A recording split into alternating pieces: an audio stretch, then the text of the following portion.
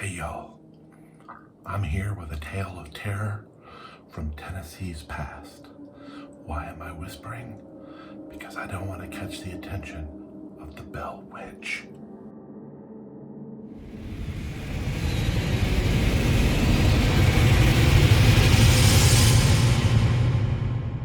Adams, Tennessee is a small town just 20 minutes north of Nashville. It's a sleepy farming community just like hundreds across the state.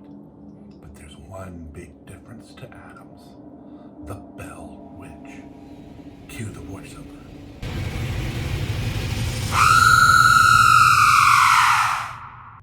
Here we go. In the early 1800s, John Bell and his family moved from North Carolina to Tennessee. For years, they lived quietly on their farm.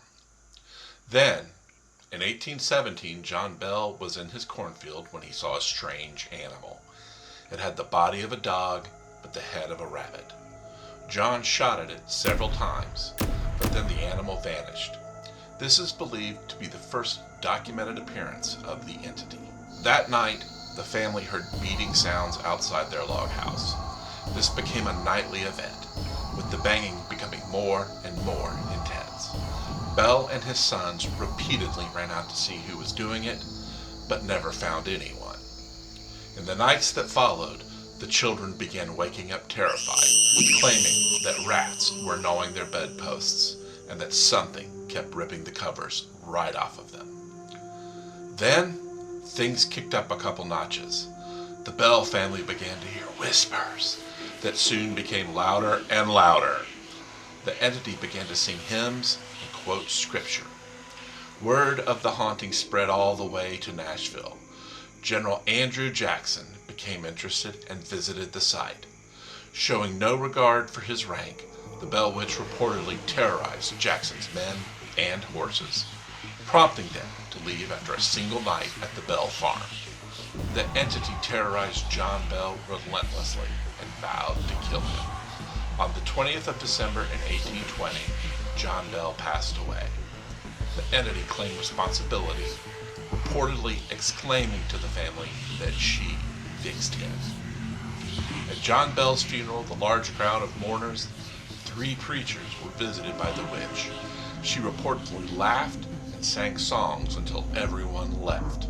After John Bell's death, the haunting stopped until Betsy Bell became engaged to Joshua Gardner. The hauntings returned with a vengeance.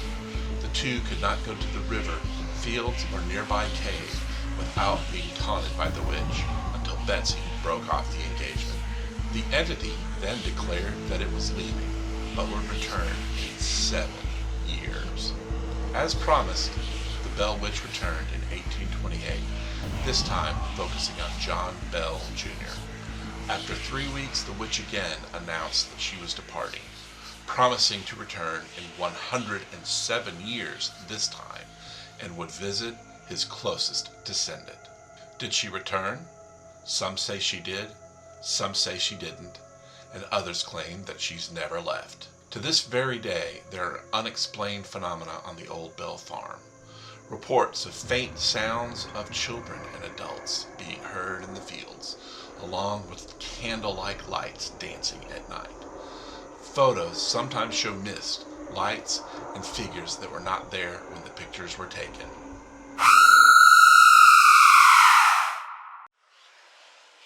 And there you have it, friends. The terrifying tale of the Bell Witch. Now, people have asked me, do I believe in the supernatural and the Bell Witch? Well, I'm not sure. But just like I believe when it comes to superstitions, don't tempt fate. Now, that brings us to this week's word. This week's word is britches. I'll say it again and show it right here. Britches. Let me use it in context for you. The first time I heard the story of the Bell Witch, it scared me clean out of my britches. Britches are pants. Pants are britches. So there you have it. So I hope you're still with me and that I haven't scared you away with this week's story. Come back next week for the season finale. It'll be a special topic that's very close to my heart. See you then.